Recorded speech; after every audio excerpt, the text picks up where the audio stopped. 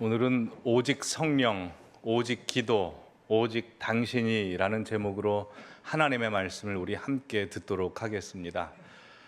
1995년도에 미국 옐로스톤 국립공원에서는 늑대 복원 사업을 합니다. 늑대 복원 사업은 말 그대로 옐로스톤 국립공원 안에 늑대를 방생하는 프로젝트입니다.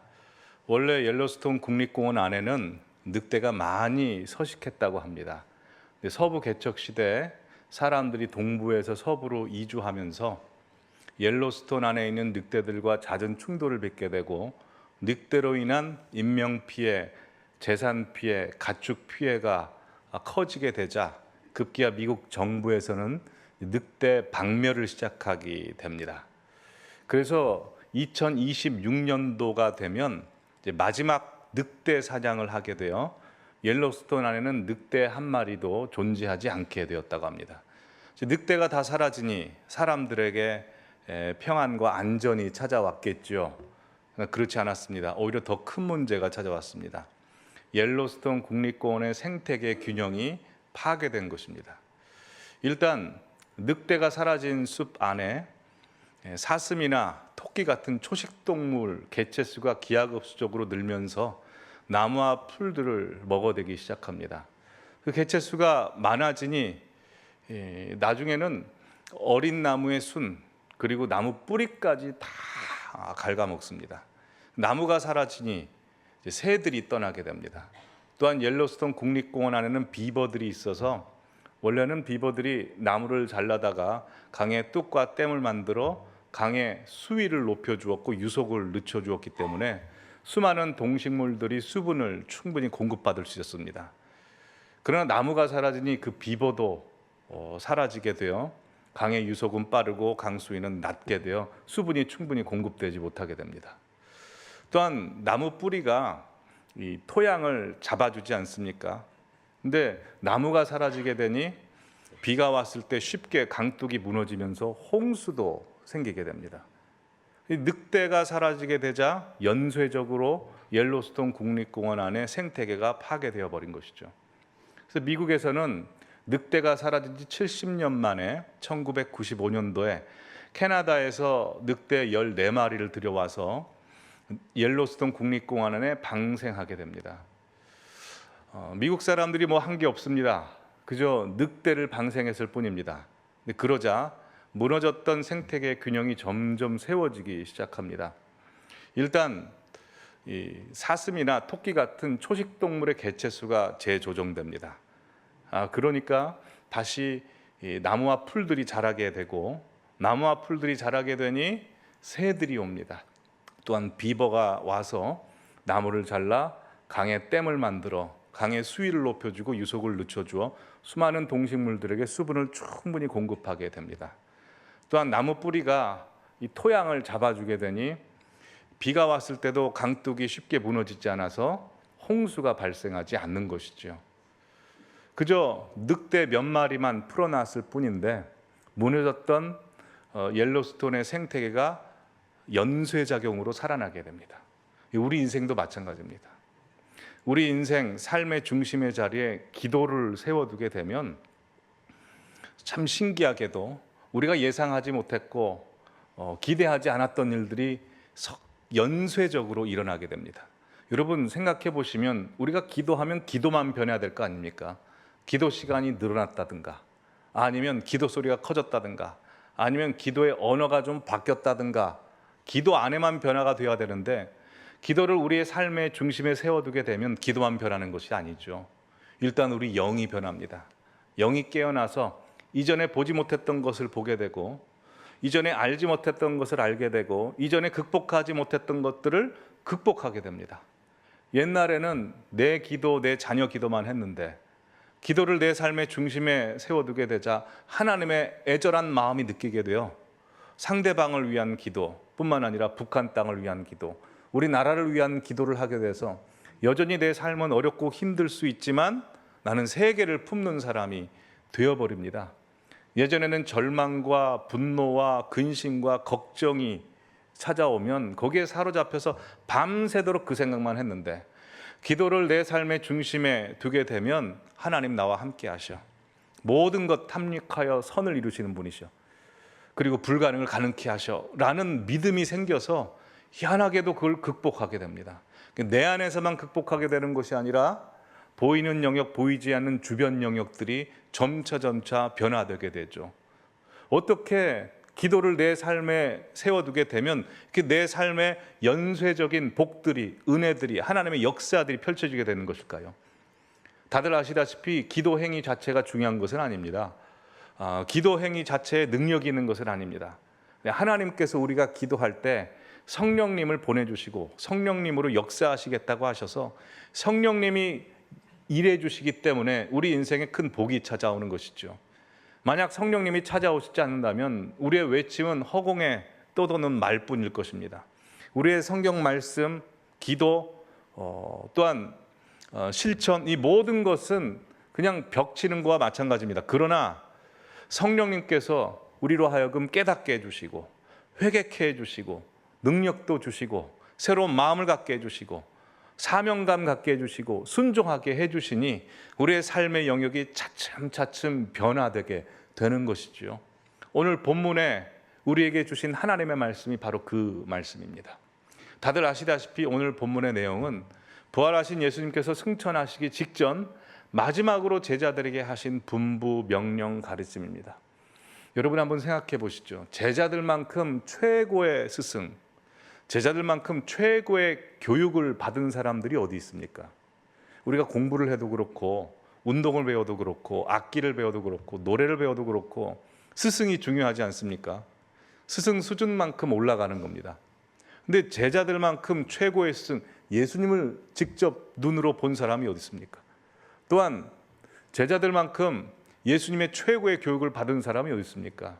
제자들은 3년 반 동안 예수님 따라다니면서 예수님의 육성의 소리를 직접 귀로 들었습니다. 뿐만 아닙니다. 예수님의 삶의 모습, 기적들도 눈으로 보고 봤죠. 봤을 뿐만 아닙니다. 실제로 경험했습니다. 오병이어를 나눠줄 때도 이 떡이 늘어나는 것을 실제로 체험을 했습니다.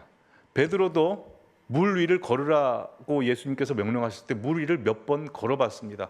실제로 경험을 했습니다. 뿐만 아닙니다. 인류 역사의 판도를 바꾸는 예수님의 십자가와 부활 사건을 제자들만큼은 눈으로 목격하고 실제로 경험했습니다. 부활하신 예수님과 식사도 같이 했고요. 부활하신 예수님의 몸에 난 손에 못자국, 허리에 창자국도 직접 만져봤습니다. 최고의 교육을 받은 사람입니다. 자, 그러면 제자들이 3년 반 동안 또한 예수님 부활하셔서 어떤 교육을 받았습니까? 오늘 본문에 있다시피 너는 내 증인이 되리라 입니다. 내 증인. 근데 제자들이 증인 역할을 잘 감당합니까? 못합니다. 예수님께서 증인이 되리라 라고 말씀하실 때 오늘 말씀을 주시는 것입니다. 근데 증인이라는 단어를 보시면 헬라어로 마르투스라고 합니다. 근데 마르투스의 다른 뜻이 뭐가 있냐면 순교자입니다. 제자들이 증인 역할을 감당할 수 없었던 이유가 있습니다. 증인 역할을 감당하려면 뭐 해야 된다는 겁니까? 죽어야 된다는 겁니다. 네. 왜요? 자기 생각, 자기 느낌, 자기를 드러내는 것이 아니라 예수를 드러내려면 일단 내가 죽어지고 내 안에 예수님이 살아나셔야 되기 때문에. 근데 안 죽어지는 거죠. 우리의 삶에 한번 적용해 보시죠. 성도님들의 삶의 모든 영역 가운데 예수님이 드러나기를 간절히 원하시죠. 하나님의 역사가 일어나기를 눈으로 보기를 원하시죠. 자녀들 가운데, 가정 가운데, 일터 가운데 하나님의 함께 하심이 드러나기를 원하시죠. 근데 우리의 삶에 하나님의 함께 하심이 잘 드러나지 않을 때가 있습니다. 왜 그런지 아십니까? 내가 안 죽어서 그렇습니다. 증인이 되려면 내가 죽어야 되는데 내가 잘 안 죽어집니다. 일단 내 고집, 내 고정관념, 내 생각도 안 죽어지고 세상이 나에게 주는 근심, 걱정, 불안, 공포 이것도 내 마음대로 안 죽어집니다. 그래서 예수님께서 사도행전 1장 8절에 이렇게 말씀하십니다. 우리 함께 읽어보도록 하겠습니다. 오직 성령이 너희에게 임하시면 너희가 권능을 받고 예루살렘과 온 유대와 사마리아와 땅끝까지 이르러 내 증인이 되리라 하시니라. 예, 여러분 사람이 살면서 진짜 기쁨, 진짜 보람, 진짜 행복, 진짜 평안을 누리려면 어떻게 살아야 되는 줄 아십니까? 하나님께서 우리에게 주신 목적대로, 나에게 맡겨진 뜻대로 살아야 됩니다. 근데 내 뜻대로 내가 살 수 없죠. 근데 하나님의 뜻대로 내가 살려면 어떻게 살아야 되죠? 일단 내가 죽어져야 되는데, 내가 죽어지려면 성령께서 임하셔야 된다는 겁니다. 그래서 성령 안에 있는 권능의 능력이 다이너마이트처럼 폭발력 있게 역사해 주셔야 된답니다. 그러기에 성도님들의 삶 속에 성령님 임하시기를 간절히 기원합니다.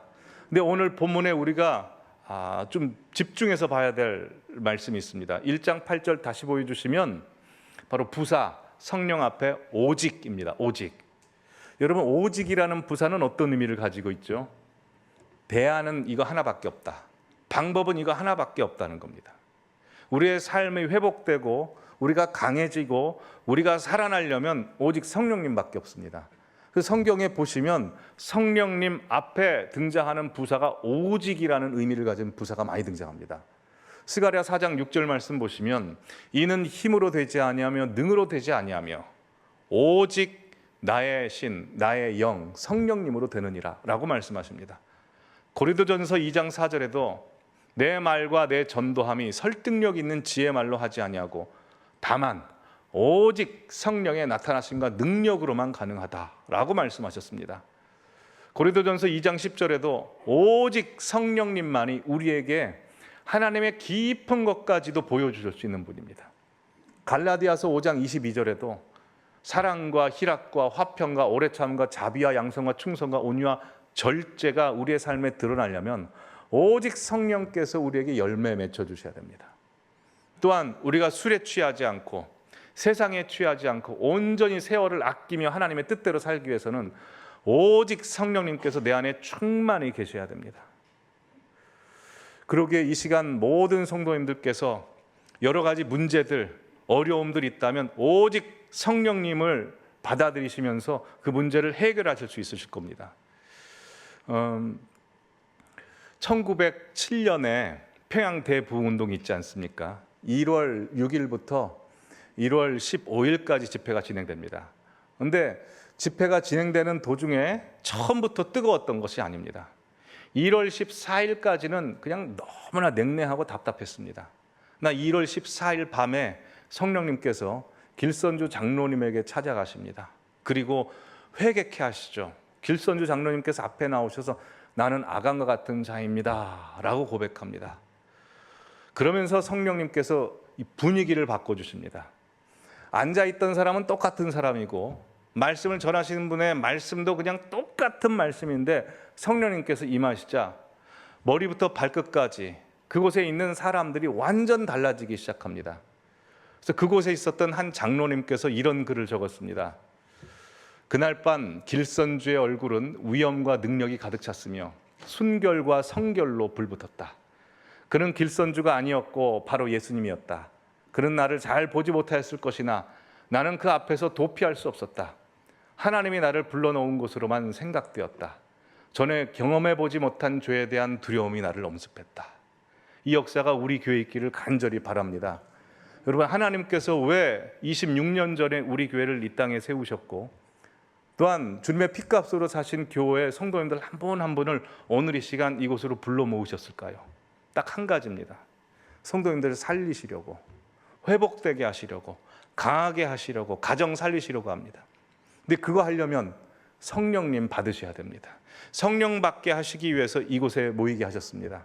그래서 이 강단에서 흘러나오는 말씀이 사람의 말이 아니라 하나님의 말씀으로 들려지기를 간절히 바랍니다. 이 말씀을 통해서 하나님 앞에 벌벌 떠시기 바랍니다. 오직 하나님만 두려워하시길 바라고 하나님의 성령의 능력으로 이 세상 모든 어려움들 다 극복하시는 우리 모든 성도님들 되시기를 간절히 기원합니다.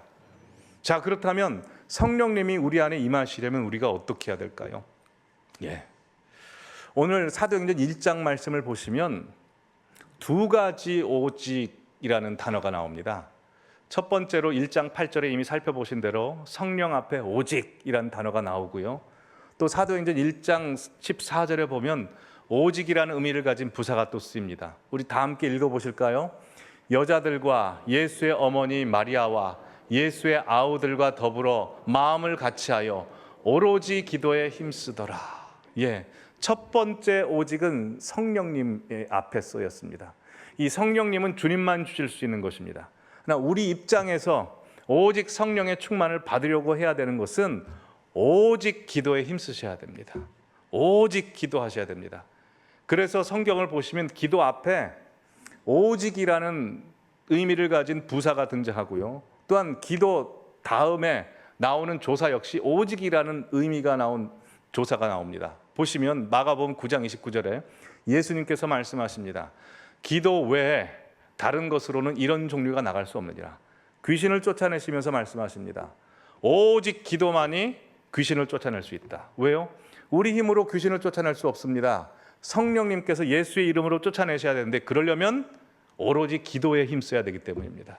사도행전 6장 4절에 사도들이 이렇게 선포합니다. 우리는 오로지 기도하는 일과 말씀 사역에 힘쓰리라. 왜 이런 말씀을 할까요? 하나님께서 사도들에게 주신 사명은 하나님의 말씀을 선포해야 되는 겁니다. 근데 하나님의 말씀은 자기 말이 아니기 때문에 자기 생각이나 자기 욕심이나 자기 집념으로 말할 수 없습니다. 자기가 죽어지고 오직 성령의 충만을 받아 말씀해야 됩니다. 성령의 충만을 받으려면 오로지 기도에 힘써야 되기 때문이죠. 빌립보서 4장 6절에서 7절 말씀 우리 다 함께 읽어보도록 하겠습니다.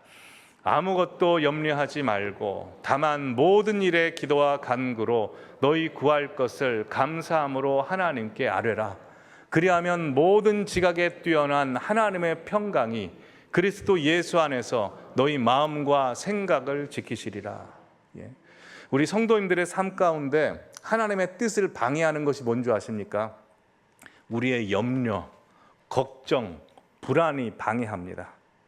우리 안에 염려의 씨앗이 심어지게 되면 우리가 알아서 생각이라는 물을 붓고 양분을 부어가지고 나무를 자라고 열매를 맺게 하죠. 그러면 하나님께서 은혜를 주시려고 해도 그게 가려져서 은혜가 오지 않습니다. 그래서 우리 힘으로 염려와 불안과 공포를 이겨낼 수 없습니다. 그러면 어떻게 우리의 염려와 공포와 불안을 이겨낼 수 있을까요? 성령님만이 하실 수 있습니다. 오직 성령님만이 하실 수 있는데 성령님이 임하시는 방법은 오로지 기도에 힘써야 됩니다. 우리가 기도에 힘쓰면 성령님께서 임하셔서 우리의 마음과 생각을 다잡아 주시고 지켜주십니다. 그래서 성경에 보시면 예수님께서 하나님께서 기도하라 기도하라 기도에 집중하라 라고 반복해서 말씀하십니다.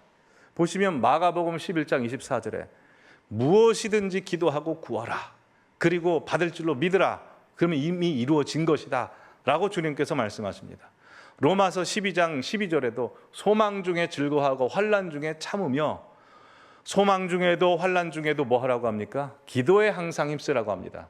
여러분 사람이 너무나 기쁘고 사람이 너무나 힘들면 기도하기 어려워집니다. 근데 그때 한 번 더 힘을 내서 기도하라고 하십니다. 에베소 6장 18절도 기도와 간구를 하되 모든 영역에서 기도하랍니다. 모든 기도의 방법을 동원해서 기도하고 성령 안에서 기도하고 또 이를 위해서 깨어 구하기를 힘을 쓰라고 말씀하고 계십니다.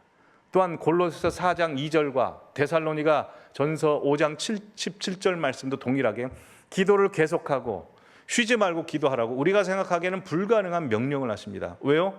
하나님께서 우리를 붙잡아 주시려면 성령께서 임해 주셔야 되고 성령께서 충만히 역사해 주셔야 되는데 그러려면 오로지 기도해야 되기 때문입니다.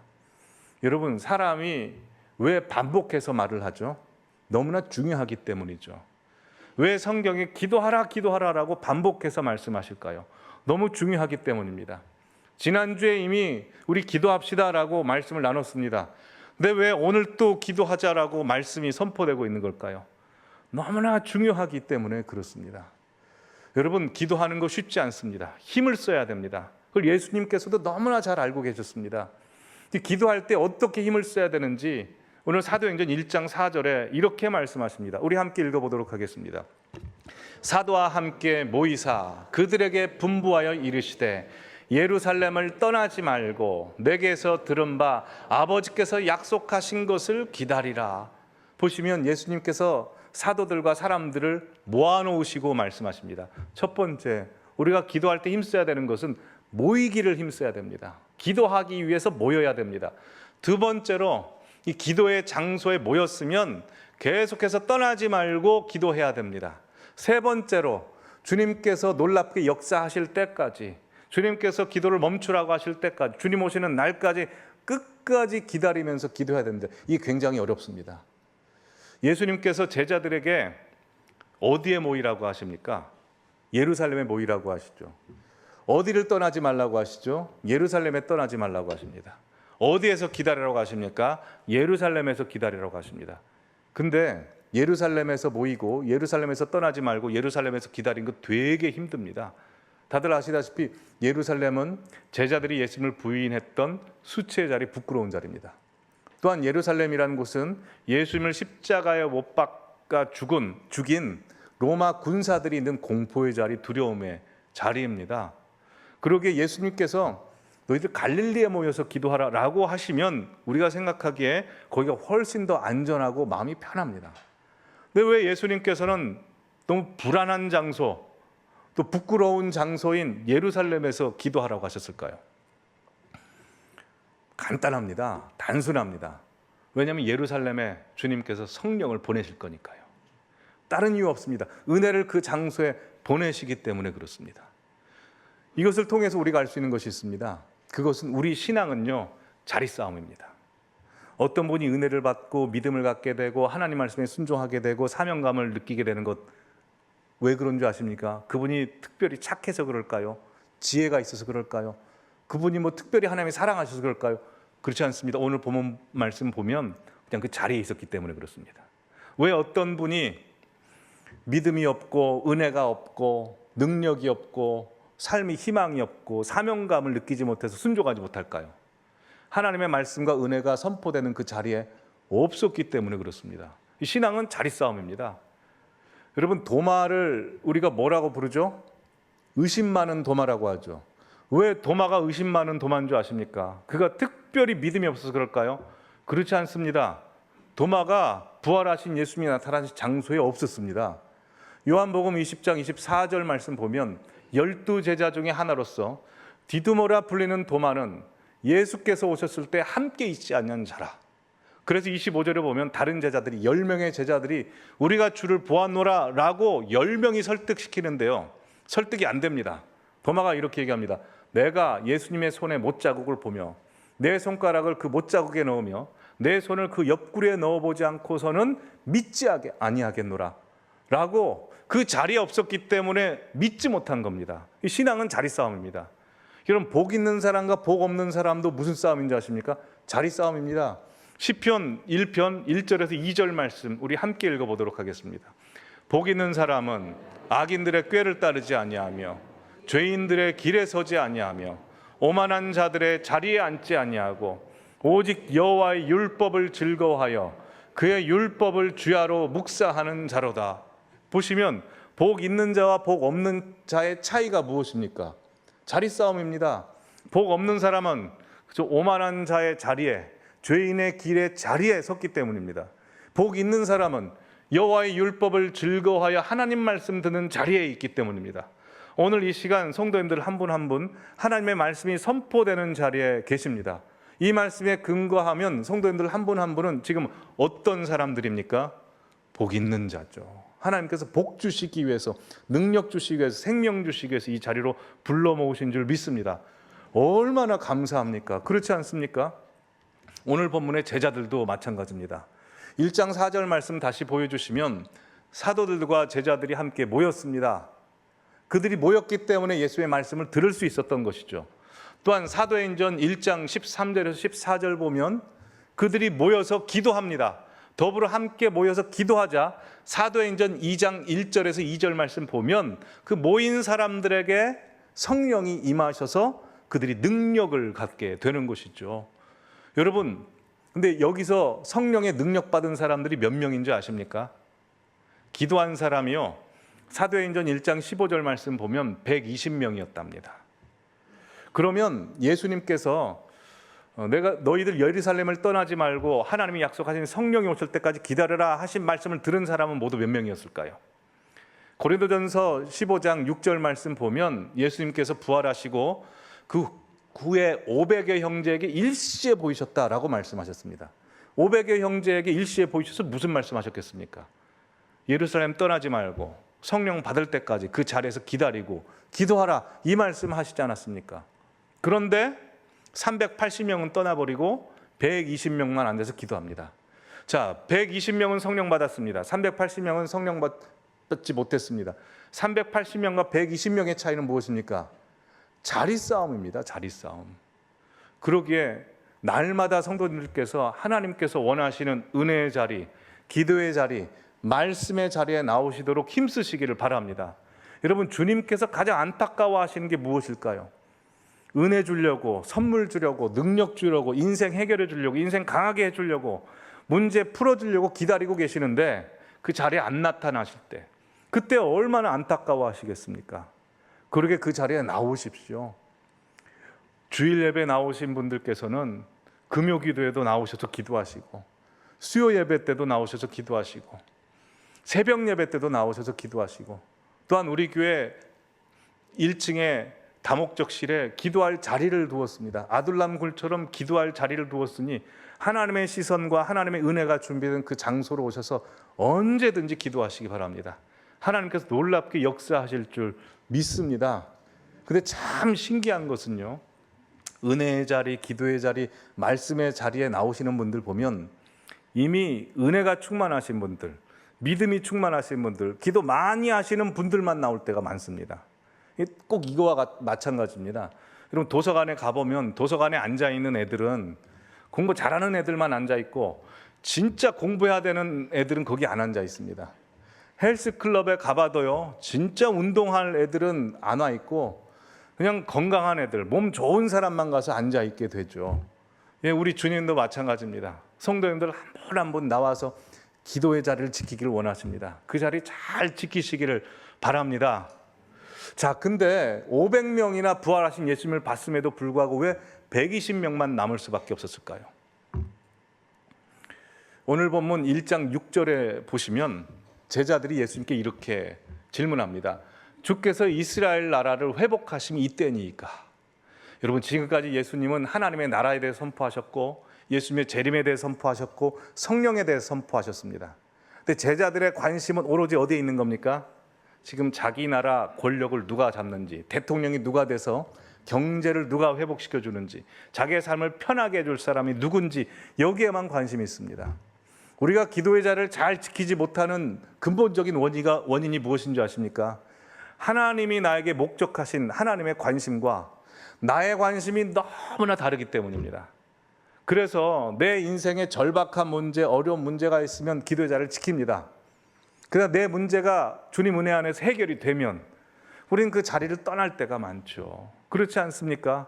근데 주님께서 뭐라고 말씀하십니까? 1장 7절에 보시면 때와 시기는 아버지께서 자기의 권한에 두셨으니 너희가 알 바 아니다 라고 해서 이스라엘을 회복하시는, 물리적인 이스라엘을 회복하시는 때와 기한도 관심을 두지 말라라고 하시면서 장차 오실 예수 그리스도의 재림에 대해서도 때와 시기는 아버지께서 있다, 아버지의 권한에 있다라고 말씀하십니다. 이 말씀이 무슨 말씀일까요? 이 종말의 때, 마지막 때에 대해서 관심을 두지 말라는 것일까요? 그렇지 않습니다. 여러분, 질문 드려보겠습니다. 한번 생각해 보시죠. 오늘이 내일을 위해서 있을까요? 내일이 오늘을 위해서 있을까요? 약간 헷갈리십니까? 다시 질문 드립니다. 오늘이 내일을 위해서 있을까요? 내일이 오늘을 위해서 있을까요? 오늘이 내일을 위해서 있다고 우리는 생각하지만 그렇지 않습니다. 내일이 오늘을 위해서 있습니다. 주님께서 왜 마지막 때를 말씀하셨을까요? 오늘 똑바로 살라는 것입니다.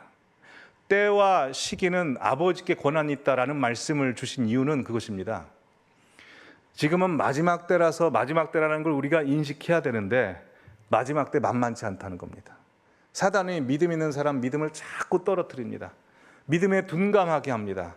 그래서 이 시기에 우리가 해야 될 게 뭐라는 겁니까? 오직 성령 충만으로 버텨낼 수 있다는 겁니다. 그러기에 마지막 때를 가르쳐 주신 목적은 오늘을 똑바로 살라는 거죠. 오늘을 복되게 살라는 것입니다. 근데 제자들은 다 떠났죠. 왜요? 제자들의 관심은 자기 문제에만 관심이 있었기 때문에 그렇습니다. 하나님 문제는 관심이 없었기 때문입니다. 근데 오늘 본문 보면 참 은혜스러운 것이 있습니다. 오늘 우리가 읽고 있는 성경책이 무슨 책이죠?